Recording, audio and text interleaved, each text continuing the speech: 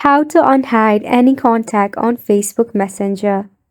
For this, you have to go ahead and open your Facebook Messenger and make sure that you are logged in into your Messenger app.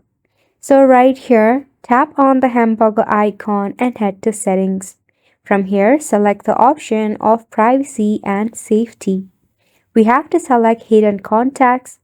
To unhide, simply tap on Unhide, and just like that, you have unhid the person. Now, if this feature is not available for you, you can simply exit from here. Then firstly, check for your Wi-Fi connection. If your Wi-Fi is acting super slow, switch it to your mobile data and try again. If not, turn on your airplane mode for about 3 seconds, then turn it back off. Then again, connect to your Wi-Fi or mobile data. Next step is to press and hold your Messenger application to go to your app info. Force stop your app, then go to Storage and Cache, then clear the cache. Final step is to open your Play Store or your App Store and search for Messenger.